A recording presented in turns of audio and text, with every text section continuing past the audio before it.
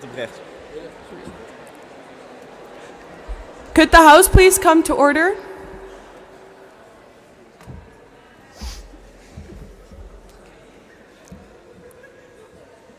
Thank you.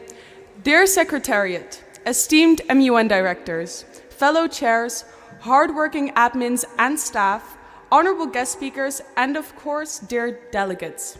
The theme of this year's CoMUN is Scattered Vows, tracing the devastation caused by violating human rights. I think that this is such an important thing to debate this weekend because no child should know what it's like to have your human rights stripped away. Human rights are not a privilege. This is an essential piece of being a human, and we should make sure that future generations never grow up without knowing what it is to have human rights. Further, I would like to encourage everybody to be kind and try and make new friends here, because friends you make at Komen are friends that you hold your whole life. I now yield the floor to Jacques van Hoof, principal of het Kornhert Gymnasium. You have the floor.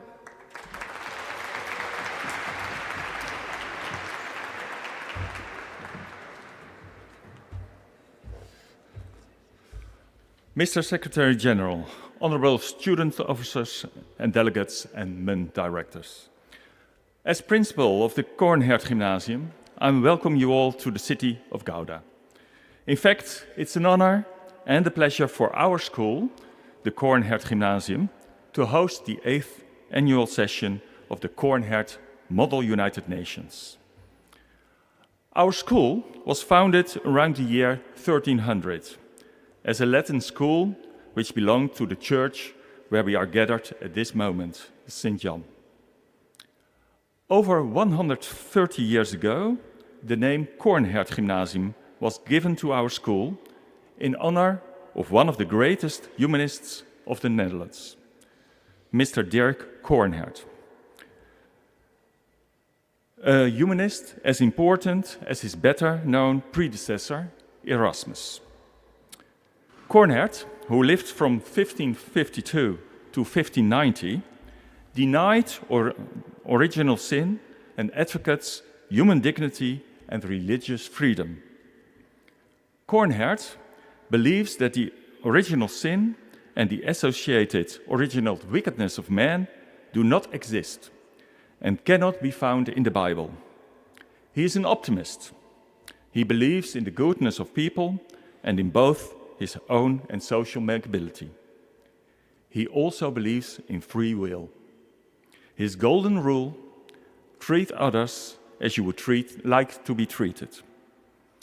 All this brings him into direct conflict with the Calvinists, who see in man, above all, wickedness.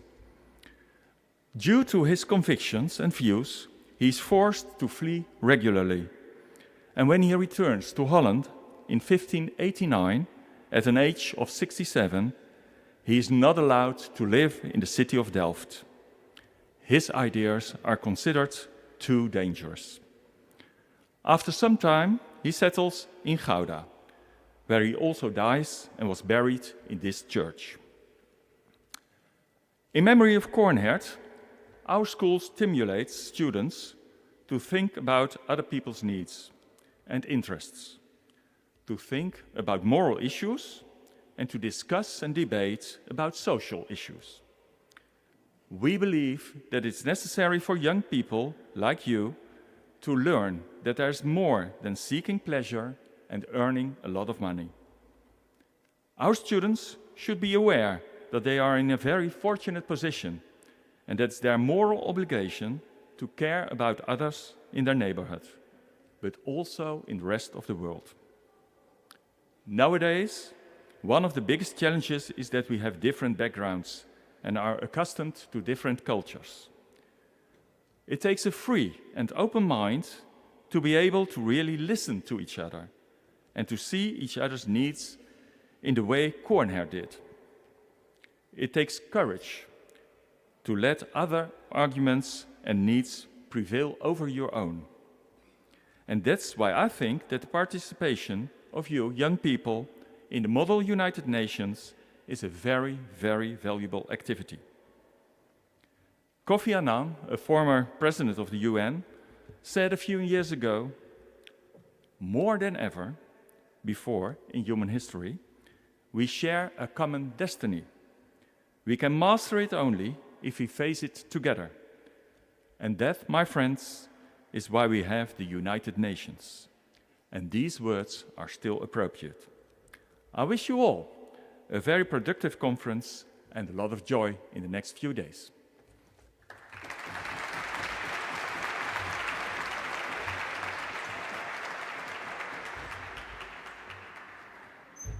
Thank you for these beautiful words, Mr. Van Hoof.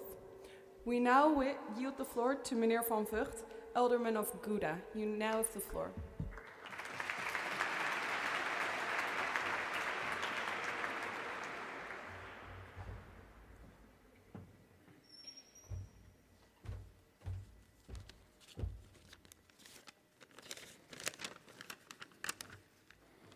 Thank you, President, Secretary General, esteemed guests, delegates, teachers and volunteers. Mr. Ori, welcome to Gouda.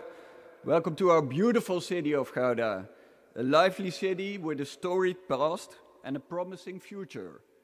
Almost 2 years ago, Gouda kicked off its celebrations on the occasion of 750 years of city rights. At this exact place, we welcomed His Majesty the King, prominent guests and many residents of all ages and backgrounds to celebrate our city with food for thought, music and art, all linked to the main theme, diversity and tolerance. Gouda is renowned for its cheese and stroopwafels. Please buy them and take them home. Its medieval city hall, you'll visit it later on, and cultural heritage. But there's so much more to delve into historically, setting the tone for your General Assembly this week and evolving around the central theme of human rights. Gouda is the city where Erasmus spent his formative years and Coornhert spent his final chapter of life. These humanists resonate through the fabrics of our city, carrying profound lessons on the importance of human rights. Erasmus' ideals of tolerance, rationality, and the dignity of all human beings called for a more enlightened society. Coornhert advocated tirelessly for religious freedom, social justice, and free speech. Throughout the past centuries, Gouda has always been a safe haven for multiple religions, free and critical thinking, book printing, and free speech, and a city providing a new home or temporary home for refugees or displaced communities. Unfortunately, we can't take these liberties and basic human rights for granted, as we can tell from the state of the world, where we are confronted with multiple violent conflicts, war, polarization, acts of violence, and hate. I'm glad that all of you have found your way to Gouda to participate in the Model United Nations, in a place where we value and respect human rights, different faith, diversity, and equity. We are a rainbow city where freedom of sexual orientation or gender is valued and protected. The youth has the future, and I applaud all of you, the delegates, who will be spending the next days discussing complex issues and global challenges during meaningful debates, to look for solutions and feasible ideas for a better tomorrow and sustainable future, to protect the principles of human rights, which we will need now more than ever, with severe cases of injustice and inequality presenting itself globally, but also closer to home. As an alderman tasked with education and culture, I am honored to address you. I'm proud of the students of Coornhert Gymnasium organizing this multi-day event and learning experience. Amongst the participants from the Netherlands, numerous countries are represented. Turkey, Ireland, Germany, France, Switzerland, maybe more, I don't know. Hopefully I will meet you later on. A very warm welcome to all of you and to the Coornhert students for realizing this important gathering, providing a platform for the voices of high school students from near and far. Education, multilateral relations, and cultural exchange are crucial ingredients for mutual understanding and respect. With your active participation, you will build lasting friendships, confidence, and numerous skills in order to solve global issues together and learn to respect each other, whilst being introduced to different perspectives and cultures. You will return home inspiring future generations to stand up for justice, equality, and human rights for all. I wish you lots of wisdom, compassion, inspiration, and an unforgettable time during your General Assembly and your stay in our beautiful city of Gouda. And let me finally remind you of the phrase quoted on our historic city hall, audite et alteram partem. Hear the other one. Thank you.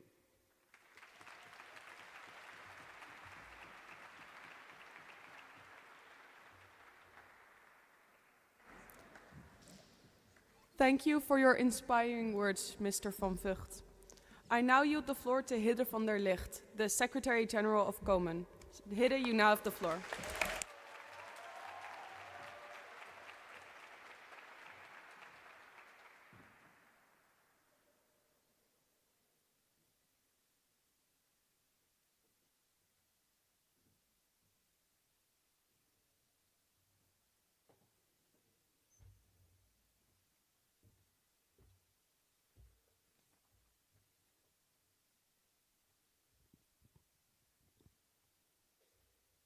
At the table at which I am positioned, next to me there is left an empty chair. Esteemed delegates, honorable student officers, wonderful MUN directors, respected guests, and beautiful fellow staff members. As I stand in front of you today, I cannot realize enough how privileged I am as Komen Secretary General to be able to welcome you together with the Secretariat, to be able to welcome you to the 8th edition of the Coordinated Mother United Nations Conference here in Gouda.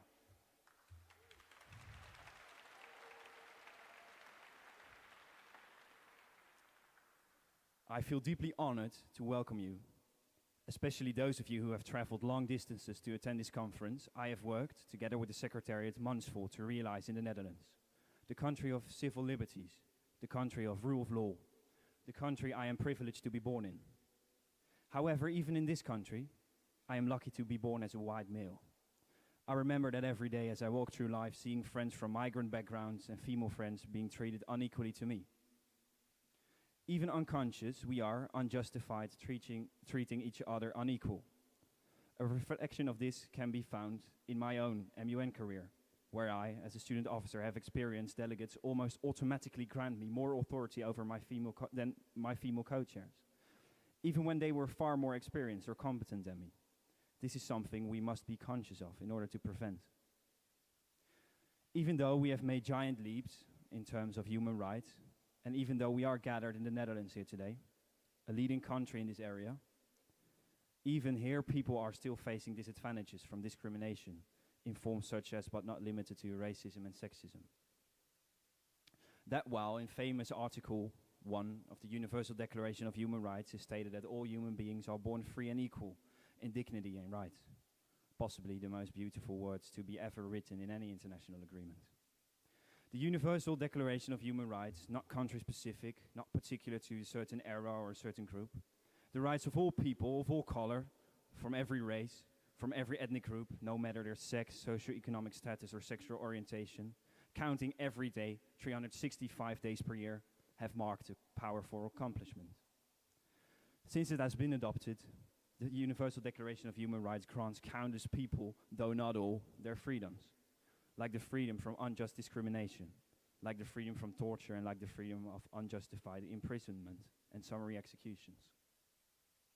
The Declaration has ensured a fairer access to education, economic opportunity, and healthcare for all. However, as I look around me, I see that we must still work to ensure equality, dignity, and freedom for all. After the Holocaust, we told ourselves this should never happen again. After the situation in former Yugoslavia, we told ourselves this should never happen again. After the Rwandan genocide, we told ourselves that this should never happen again. Looking at the current situation in Gaza, the war in Sudan, the war in Ukraine, I see how vows are shattered, marking the importance of tracing the devastation caused by violating human rights, as we will over the course of this weekend. Through tracing the devastation caused by violating human rights, we can learn from the past and look into the future, asking ourselves, what are the rights we want to stand up for? What are them? Whether it is the right to equality, dignity and freedom for all, or the right of living on an uncontaminated planet, the right for a bright future, it is our shared duty to protect our rights, as human rights are not a matter of course, but a matter we must fight for to gain and protect.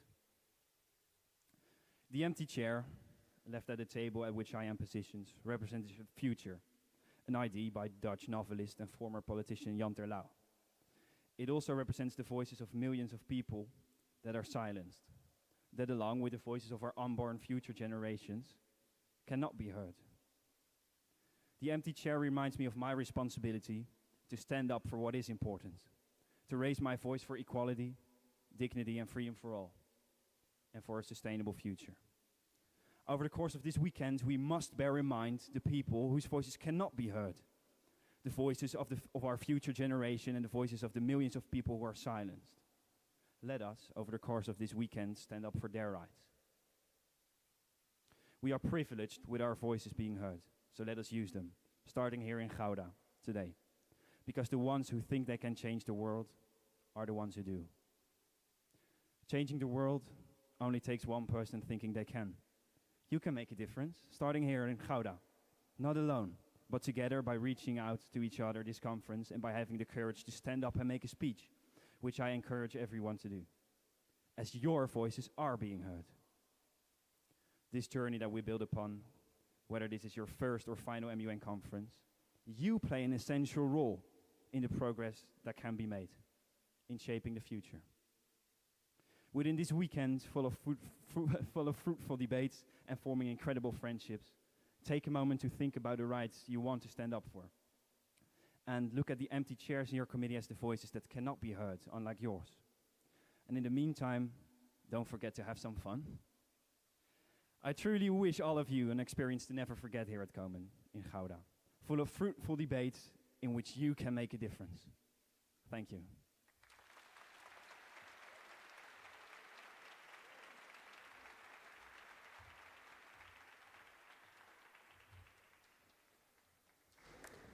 Thank you, Hidde, for these beautiful but sadly eye-opening words. I now yield the floor to Mr. Alfons Ori, current judge of the Yugoslavia Tribunal and criminal law specialist of the Netherlands. Mr. Ori, you now have the floor.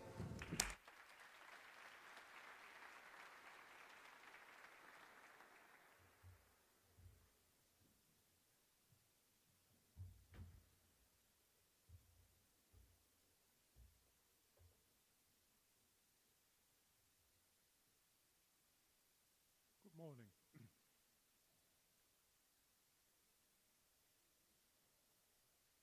Mr. Secretary General, and should I call you delegates or should I just address you as you usually do in New York and call your excellencies? Because as permanent representatives for your country, you are an excellency. I feel honored and privileged to be here at this Koornhert Model United Nations. Koornhert, who, by the way, also published a lot about subjects like criminal law and sanctions. I will focus in the next 20 minutes on what has been my job for many, many, many years, and that is adjudication of international crimes. And I'll take you on a little historical tour in this field. It's over 100 years ago that major steps were taken to further regulate warfare. At some 30 kilometers from here, that direction, in the Hague Peace Conference in 1899, followed up on developments that had already started in the second half of the 19th century. Of course, the first goal was to take measures to preclude war from being waged. Attempts to impose compulsory arbitration to avoid war failed, however, at the peace conference. States wanted to keep their hands free once disputes were pushed to their limits. In view of the conduct of war, the conference had more success. The regulations concerning the laws and customs of war on land was adopted, which is still a landmark. Questions like, who are belligerents? The prohibition to bombard undefended towns and cultural objects. The treatment of prisoners of war.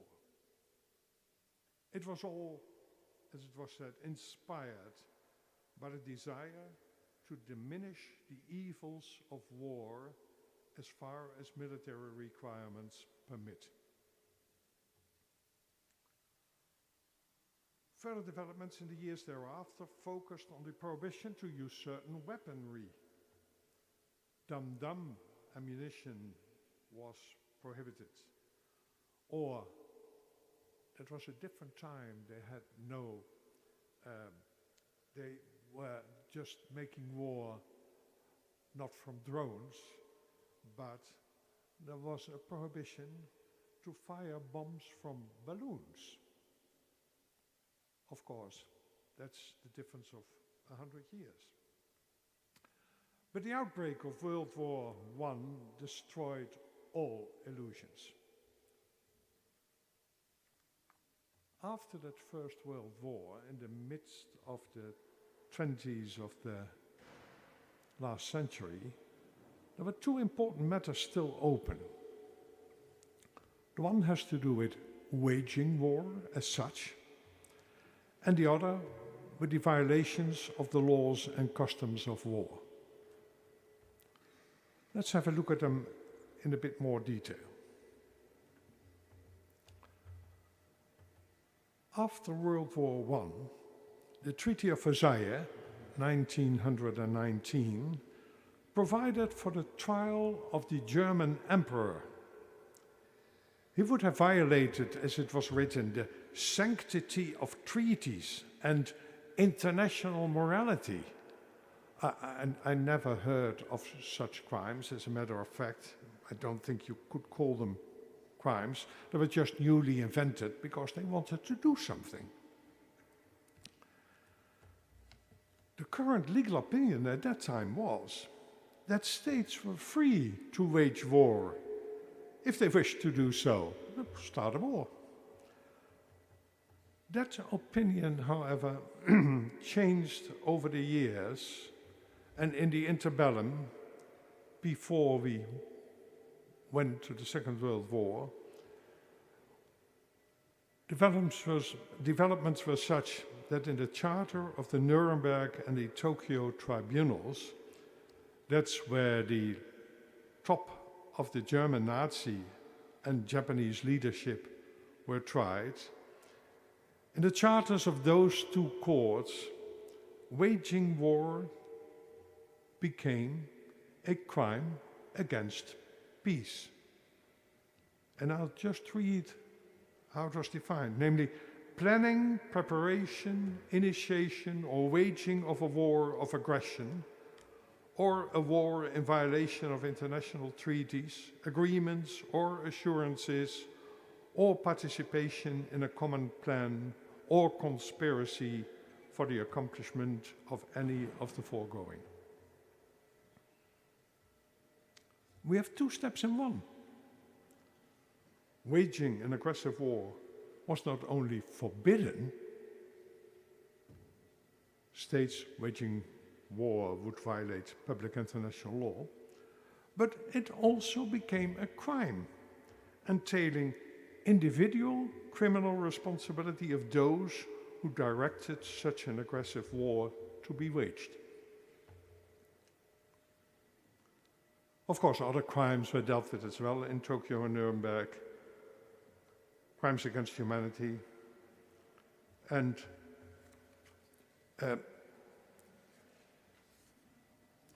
apart from crimes against humanity, which was a new thing, after the Second World War, after these trials in Tokyo and Nuremberg, the whole framework, the whole legal framework was reviewed and additionally codified. The 4 Geneva Conventions were adopted, followed in the 70s of the last century by the additional protocols. These conventions do not deal with the prohibition of waging an aggressive war, but they focus mainly on those groups that should be protected in war against military violence: the sick and the wounded, prisoners of war, civilian population. They needed to be protected. Prisoners of war should be treated with dignity. And in that same area, the Genocide Convention was adopted in 1948. What we see is that the horrors of the wartime finally resulted in new law, which was developed with this experience, this fresh experience in mind. And the message is quite simple. Don't start a war and don't misbehave in war. And more specific, don't destroy groups defined by nationality, ethnicity, race, or religion. Also in the Charter of the United Nations, the organization which you are reenacting these days, adopted a prohibition of aggression in Article 2 of its charter. But prohibition of aggression is one, but then of course you also have to define what aggression exactly is. Now that took another 25 years approximately, but finally the General Assembly of the United Nations in 1975 defined what aggression is. But we still needed another step, not only what is aggression, and it is prohibited, but also, is it a crime? Can you prosecute someone for it? Finally, in Kampala, there was an agreement on the adoption of a definition of aggression in the Rome Statute, which is the, I would say, the charter of the International Criminal Court. Unfortunately, the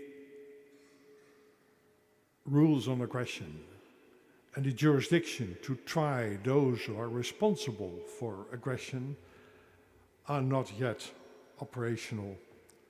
There are many legal problems, legal impediments at this moment, which have prevented any prosecution until now for the crime of aggression in the International Criminal Court. The title of your conference starts with Shattered Vows. We looked at those vows over the last 5 to 7 minutes. Slowly, vows grew into treaty obligations, but paper alone is cheap. Paper can wait. We looked back at the Nuremberg and the Tokyo trials. Aggression was a novelty then, but it was part of the indictments brought against the accused.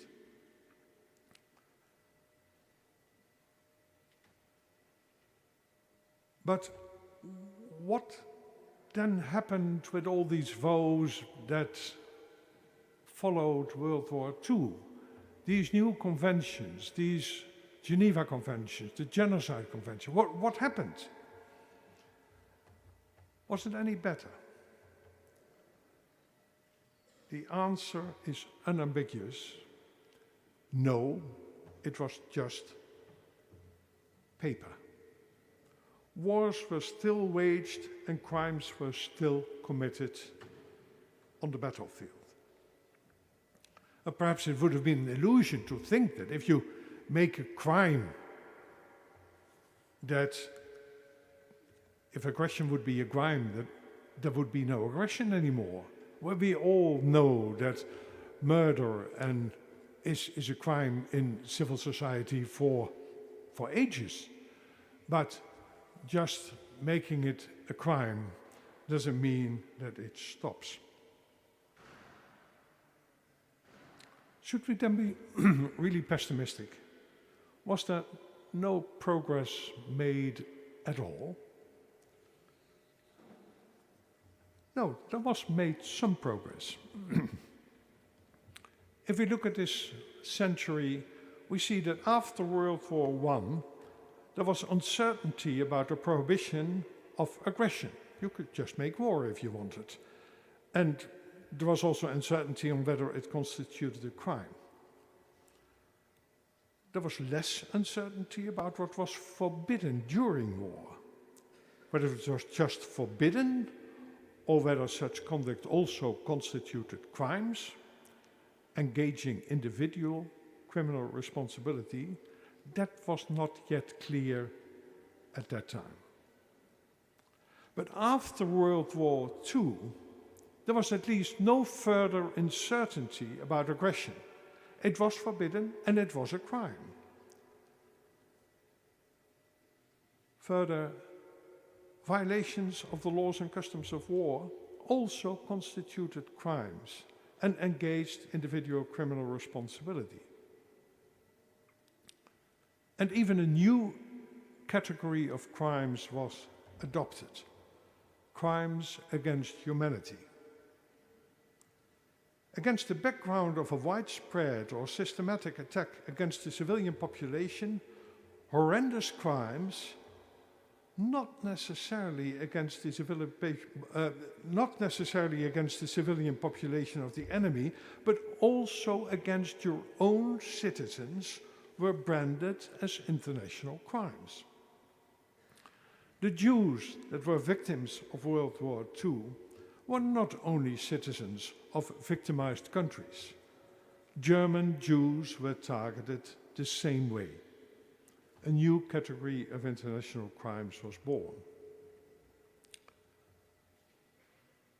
But still, it was far from perfect, because the response was formulated after the war in the Nuremberg and Tokyo trials. The war was over, and only then these charters and these courts were established. Now, that changed slightly in the mid-90s of the last century in respect of the war on the Balkans, which will be the subject of your debate this afternoon in the Historical Security Council. It was not after the war, but the war was still ongoing when the statute of the ICTY was adopted in the Security Council in Resolution 827 in 1993. Some of the most serious crimes, think about the Srebrenica genocide, were committed after this resolution, which established a competent court to hear such cases, and after the crimes were defined, these crimes were still committed. So it was not after the war, but during the war that these steps were taken, and it was adopted unanimously. But the last step now has been taken in the Rome Statute. That's the statute on which the International Criminal Court is based. It was the first international criminal court which would serve permanently, not only after a war or starting during a war. No, it would be there also for future conflicts. Jurisdiction was established over wars that yet had to start and crimes that still had to be committed. And from a legal point of view, we had now a solid basis. What is criminal should be defined by a law adopted not after the crime is committed, but previous to those facts.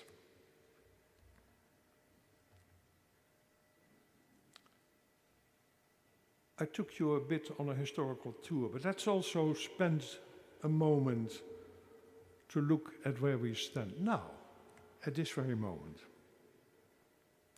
And I think the war in the Ukraine illustrates best what was achieved and what was not yet achieved. The invasion by the Russian Federation in the Ukraine in February 2022 was widely condemned. The Security Council could not really express itself on it because it was more or less paralyzed, because the Russian Federation is a permanent member of the Security Council and has a veto right. It can veto whatever resolution is proposed. But then the General Assembly took more or less over. In an urgency special session, the General Assembly adopted a resolution in which it was clearly stated that the invasion by the Russian Federation was an act of aggression. 141 votes in favor, 5 against, the others abstentions. The political response, therefore, was clear. But the International Criminal Court could not exercise jurisdiction over this crime of aggression. There are many reasons, but I just mentioned one. A prosecution for aggression is impossible because the Ukraine is not a party to the Rome Statute of the ICC. And therefore, not being a party to the Rome Statute, it means that the ICC cannot exercise its jurisdiction. But, and that's a positive point, the Ukraine, though not being a party, has accepted the jurisdiction for international crimes committed on its territory. But that recognition of jurisdiction may be effective for war crimes and crimes against humanity. It is not for aggression. But since there was a strong wish to also prosecute for aggression, the European Union thought about establishing a special court for that purpose. There was even a resolution adopted, but until now it has not resulted in the establishment of such a special court. But the ICC, as I said, has jurisdiction over war crimes committed within the territory of the Ukraine. And therefore, the ICC issued an arrest warrant against Vladimir Putin and Maria Lvova-Belova.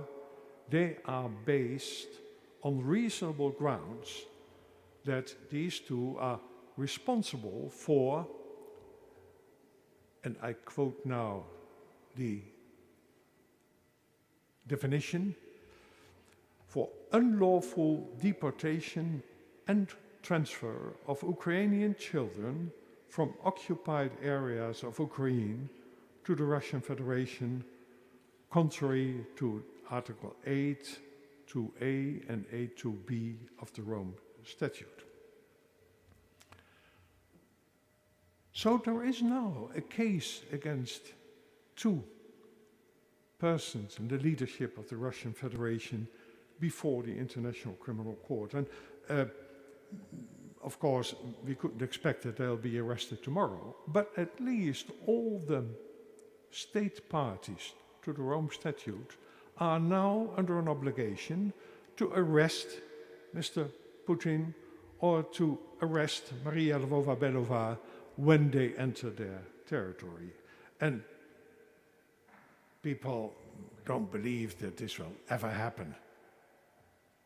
But let's not forget, 20 years ago, no one thought that it would ever happen, that Slobodan Milosevic would ever be arrested and appear before a court. But finally, he was standing trial before the ICTY, the International Criminal Tribunal for the former Yugoslavia.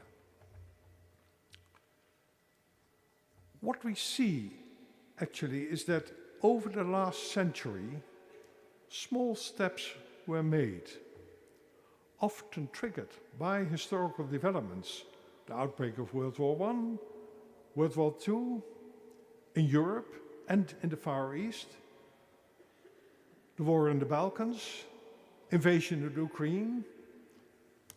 All these small steps are slowly moving us to broaden the scope of international criminal responsibility of individual actors, including the political and military leadership, both in terms in defining what is criminal and in establishing the procedural framework, establishing courts to try these accused.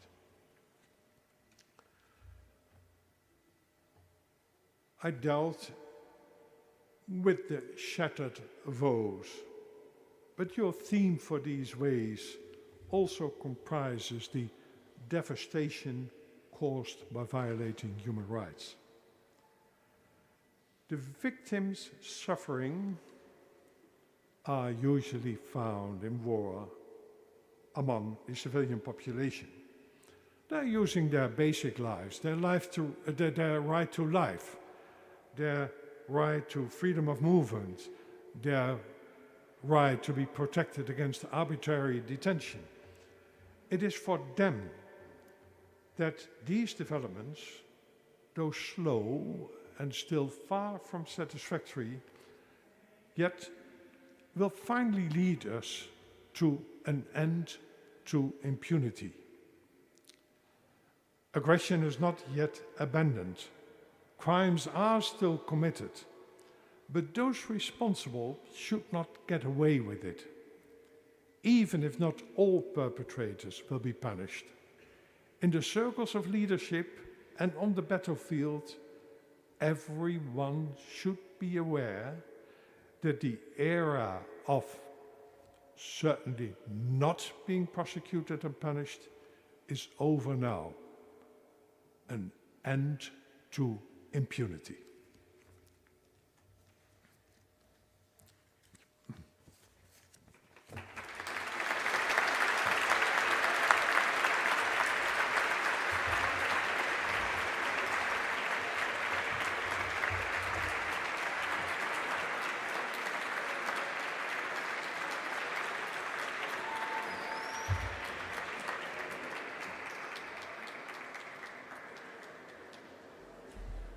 Thank you very much, Mr. Ori, for these beautiful and educational words. With that being said, I hope that everybody has a fruitful, educational, but mostly fun debate this weekend. And I now declare the 8th edition of Komen officially opened.